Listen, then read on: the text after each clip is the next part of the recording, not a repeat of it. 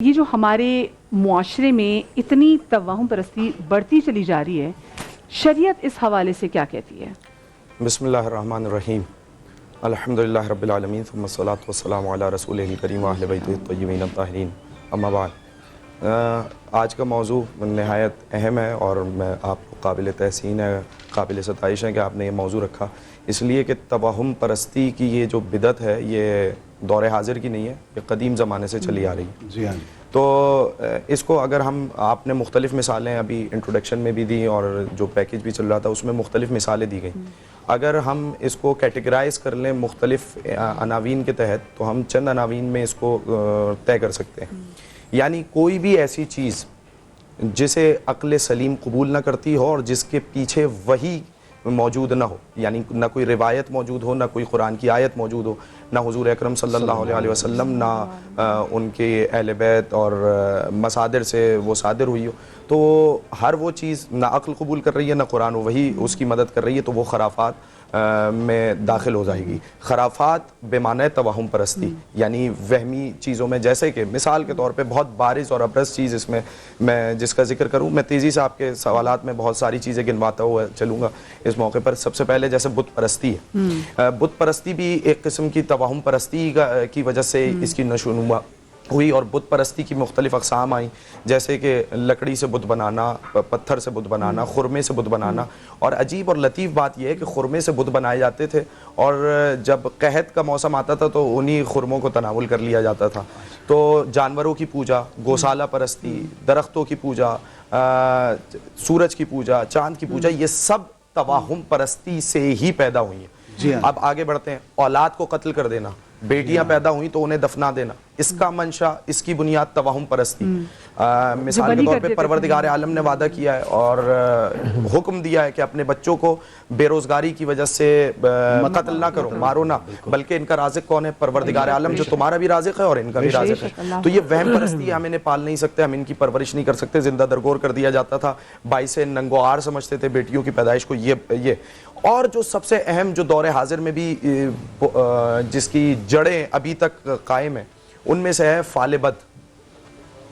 یعنی مثال کے طور پہ اگر کوئی خاتون شادی ہو کے آئی اور سسرال میں کسی کا انتقال ہوا، خاتون ابھی بیاہ کے آئی ہے، کہا صاحب یہ جی فال بد لے لیا، اس کی وجہ سے ہوا، اگرچہ وہ کینسر کے مریض تھے، ان کے طبی موت، ان کا اپنا وقت آ گیا، ان کا انتقال ہو گیا طبی موت کی وجہ سے، پروردگار عالم نے جو ان کا وقت معین کر رکھا تھا اس کی وجہ سے ان کا وقت آیا اور انتقال ہو گیا، تو اسے بھی کہا جاتا ہے کہ یہ منحوس ہے۔ اچھا، یہ صرف ایک کام نہیں، عربی زبان میں، یا بلکہ میں اگر قدیم تاریخ کا ذکر کروں، عرب میں اس کو لفظ طیارہ سے تعبیر کیا گیا ہے اور قرآن میں بھی یہ لفظ موجود ہے اور کئی مقامات پہ موجود ہے۔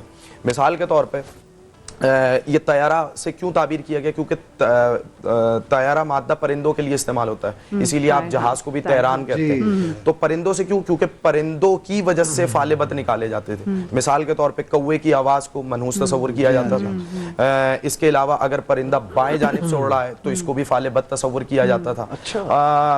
الو جیسے آپ نے بتایا، کسی گھر پہ بیٹھ جائے، گھر کی چھت پہ بیٹھ جائے تو وہ ویران ہو جائے گا، اسے فال بد تصور کیا جاتا تھا۔ میں ایک اور بات کی طرف اشارہ کروں، کالی بلی گزر جائے۔ اب یہ چونکہ پرندوں کی وجہ سے فال بد مشہور ہوئے تو اسی لیے اس کو لفظ طیارہ سے تعبیر کیا گیا۔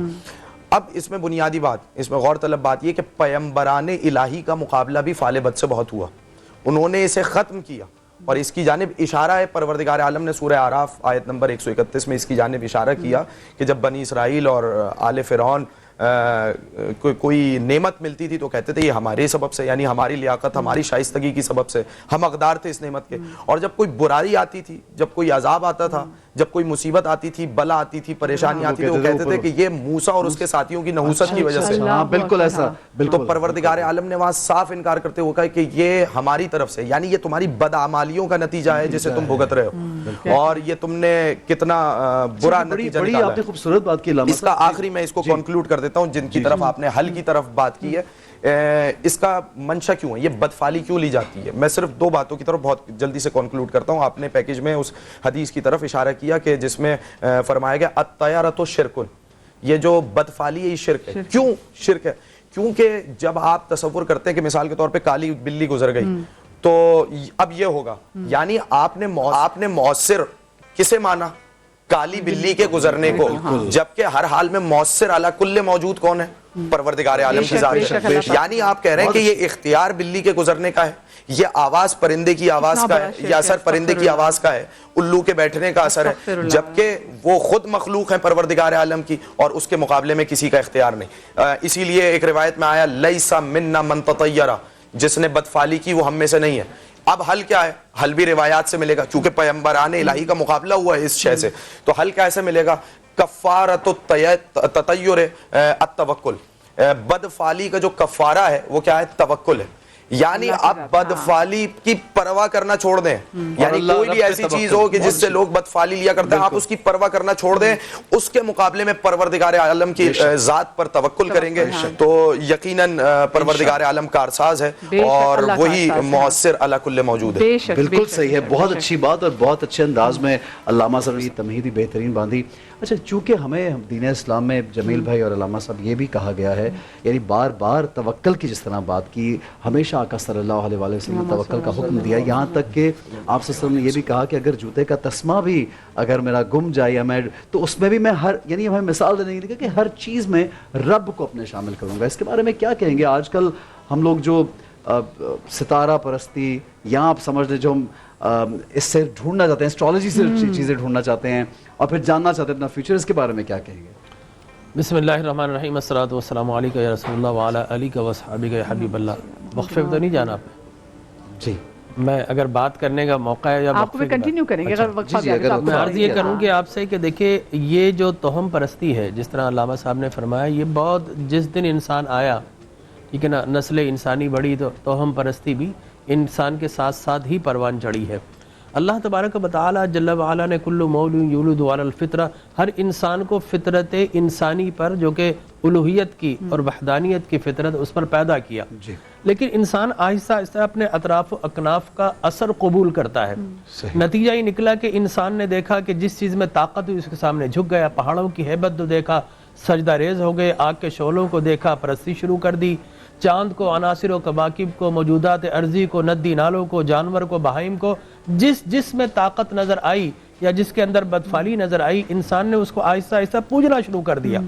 یہی وجہ تھی کہ انسان نے اپنے اوپر ترقی کا دروازہ بند کر لیا. بادشاہوں میں طاقت دی کہ گاڈ کنگ، ٹھیک ہے نا، اور گاڈ کوئن، اس کے نام سے ایک ہزاروں سال تک وہاں بیزنٹائن کنگز اور یہاں پر پرشین کنگز باقاعدہ انہیں انسانوں کو اپنا غلام بنایا اور پھر اس کے بعد خود خدا بن بیٹھے.